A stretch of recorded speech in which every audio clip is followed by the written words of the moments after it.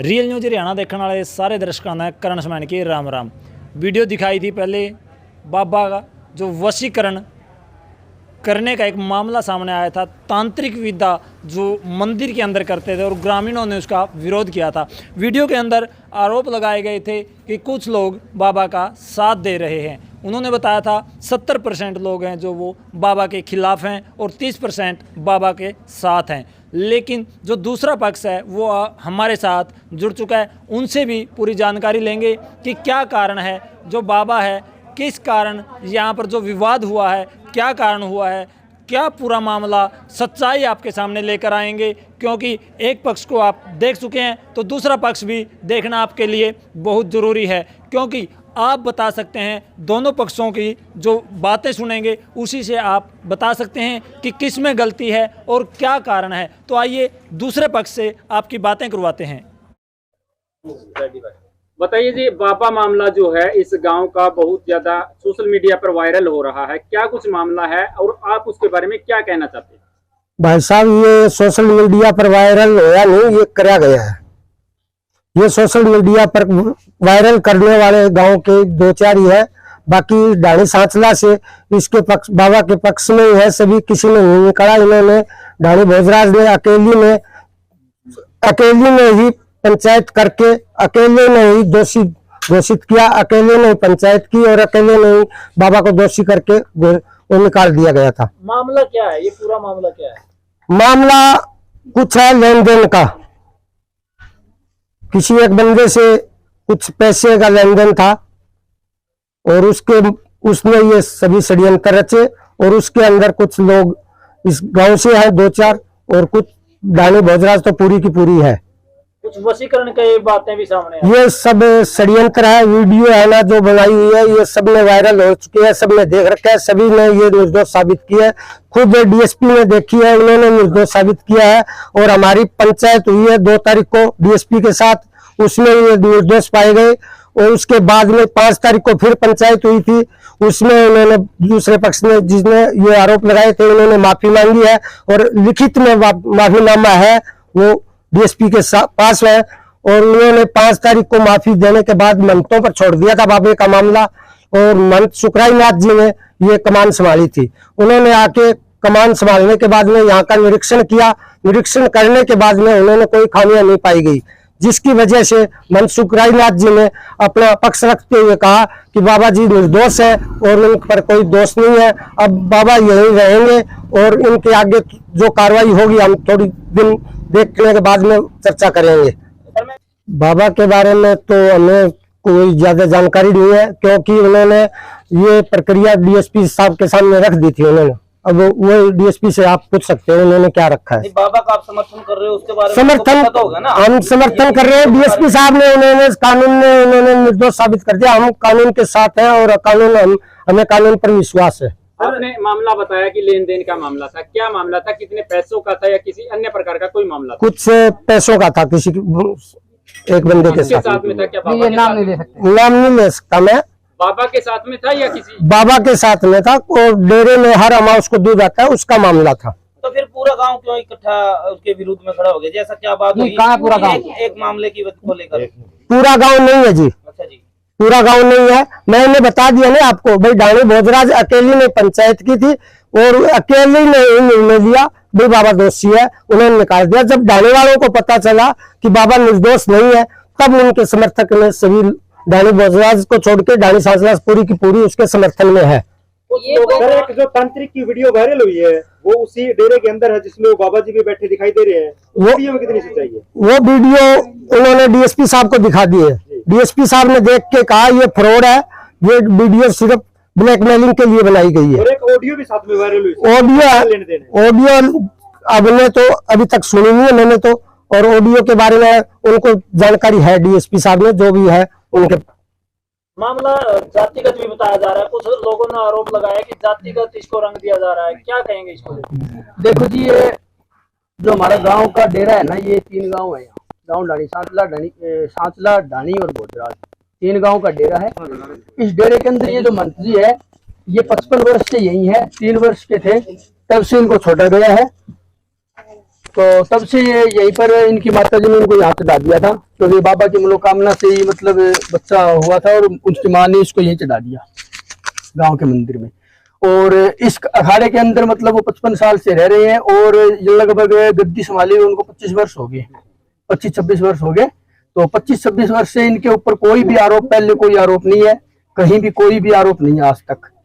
और अब जो ये आरोप लगा है, ये जो ढाणी भोजराज है, ये ढाणी भोजराज के लोग उस दिन आए, उन्होंने कोई ये वीडियो वायरल पहले नहीं हुई थी, नहीं किसी को पता था, वो आए गांव में और बाबा जी के पास आए, वहां आकर के उनको दबाया गया, बाबा जी से माफी मंगवा ली। उसका मामला हमें ढाणी और सांचला को बिल्कुल पता नहीं था, ना ढाणी के लोग थे न सांचला के लोग थे उस समय, सिर्फ वही जो उनके 50-60 लोग थे वो थे। उसके बाद क्या हुआ, वो मामला ऊपर बढ़ता गया और उससे अगले दिन ढाणी भोजराज के काफी संख्या में लोग आए और आकर के हु हल्ला किया और बाबा जी को वहां से निकालने के लिए कहने लगे। उसके बाद उन्होंने क्या है, बाबा जी को हु हल्ला करके, ज्यादा लोग थे संख्या में, उन्होंने बाबा जी को निकाल दिया। बाबा जी निकल गए, बाबा जी को उनके मठ के जो है रूपनाथ जी है वो यहाँ से लेकर के चले गए।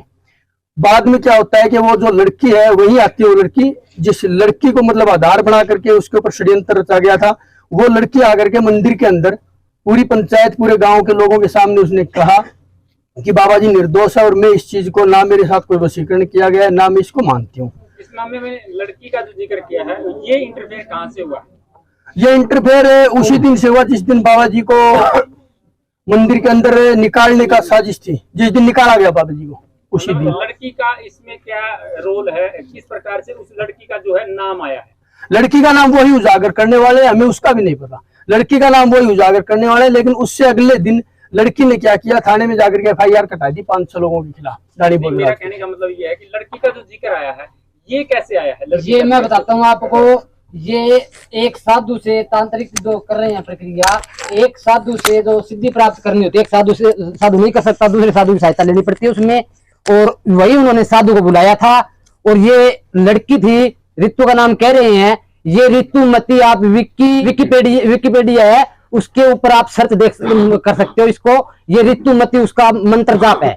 ये लड़की का नाम नहीं ले रहे, जो ऋतु का नाम लिया था उन्होंने, वो बाबा जी की चेली है, वो अपने बाबा जी को अपने बाप के सम्मान मानती है। तो क्या बाबा जी ने ही बुलाया था उस तांत्रिक को? तो वो सिद्धि प्राप्त करने के तो बुलाएंगे। तो फिर वीडियो भी उसने क्यों बनाई? वो उस साधु ने बनाए थे। तो क्यों बनाई? कुछ लोगों के ना, वो कुछ लोग उसके साथ मिले हुए थे, कुछ लोगों का कहना ये है कि बाबा ने अपना जुर्म कबूल किया है। नहीं, जुर्म कहाँ कबूल किया, किसके सामने? हमारे सामने तो नहीं किया।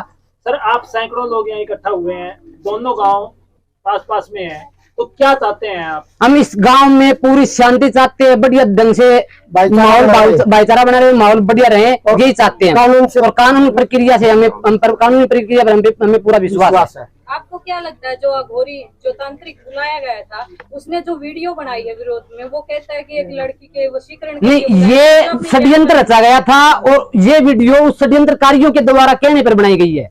एक ऑडियो भी वायरल हो रही है जिसमें पैसों का जिक्र है, 3 लाख रुपए पैसे, वायरल हो रही जो है। पैसे का मामला है, ये षड्यंत्र है बाबा से पैसे ऐंठने का।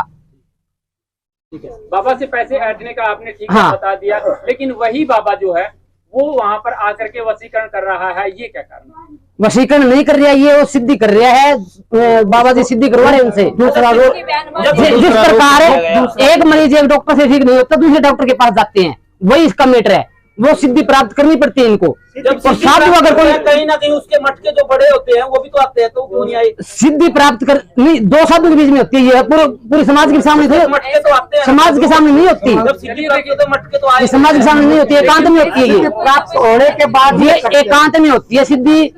जो भी प्रक्रिया साधु संतों की होती है वो एकांत में करते हैं। आप कहीं पे बता दो कोई साधु तंत्र मंत्र विद्या कर रहे हैं, वो कहीं खुले में कर रहे हो तो देखिए, मीडिया का काम है सच्चाई दिखाना। जब इस बात को लेकर के उस महंत के पास उस मंदिर में गए तो उन्होंने अपना कोई भी बयान रखने से मना कर दिया। क्या कारण था? क्या वो वास्तव में इस मामले में इन्वॉल्व थे या फिर कोई और कारण नहीं? था? उनकी तबीयत डाउन है, तबीयत डाउन है उसकी, इसलिए वो कुछ भी बयान नहीं देना चाहते। मीडिया के सामने उन्होंने सिर्फ यही कहा है कि मैं बयान नहीं देना चाहता, क्योंकि उन्होंने तबीयत का कोई जिक्र नहीं किया। आप कैसे कह सकते हैं? हम बातचीत भी कर रहे नहीं, हमने उनको टेबलेट दी है, इसलिए हमें ये पता है। हमने तो चाय दी थी, टेबलेट दी थी, इसलिए हमें पता है उसकी तबीयत के, हमारा अंदाजा है उसकी तबीयत खराब हो सकता है। इस हमले से कुछ घबराए हुए हैं। जो 6 तारीख को हमला हुआ था ना, उससे घबराए हुए भी है। तो अब आप कहना चाहते हो सुखराईनाथ महाराज जी ने इनको निर्दोष साबित कर दिया हाँ जी, और प्रशासन की तरफ से भी इनको निर्दोष हाँ साबित कर जी। दिया जाए, इस बात के लिए आप 100% बोल रहे हो? हाँ जी। कुछ बातें ऐसी आ रही थी, जिस महिला का नाम आ रहा है उस महिला ने इस बाबा को राखी बांधी है। राखी का कोई मैटर नहीं है, ये हमारे कोई भी संज्ञान में नहीं है और न ही कोई ये मामला आया है। अभी तक कोई जिक्र भी नहीं आया इसका। आज पहली बार कैसे आ गया ये, अभी तक नहीं आया है। ये आज 18 तारीख 19 तारीख से बात चल रही है, अभी तक नहीं है। गांव के लोग तो कुछ न कुछ कहेंगे। इस लड़की को भी बोला था पंचायत में, भाई ये बिक चुकी है, फलाना है।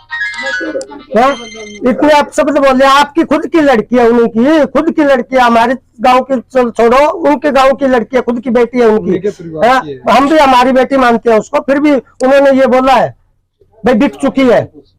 लास्ट सवाल है, इस मामले में चाहते क्या है आप लोग, जो जितने यहाँ इकट्ठे हुए, ये हम कानून से इंसाफ चाहते हैं। जो कानून करेगा वो हमें मंजूर है और कानून के इंसाफ से हम पहले संतुष्ट हुए थे 5 तारीख को, और 2 तारीख को भी हम फतेहाबाद डीएसपी के सामने संतुष्ट हुए थे और सभी ने हाँ भरी थी, उस पक्ष ने भी भरी थी और हमने भी भरी थी। और आज भी हम कहते हैं जो कानून करेगा वो हमें मंजूर है। अगर लगता है बाबा कानून कहता है कि बाबा नहीं रहेगा, तो क्या आप कानून का साथ देंगे? बिल्कुल हाँ बिल्कुल देंगे, बिल्कुल देंगे कानून का। डीएसपी साहब अगर आगे डीएसपी साहब कह देंगे ना भाई बाबा दोषी है, हम कानून का साथ, हम कानून के साथ हैं। हम कानून के साथ हैं। जो बाबा गलत है तो हम गलत मानेंगे। बाबा दोषी नहीं है वहाँ पे।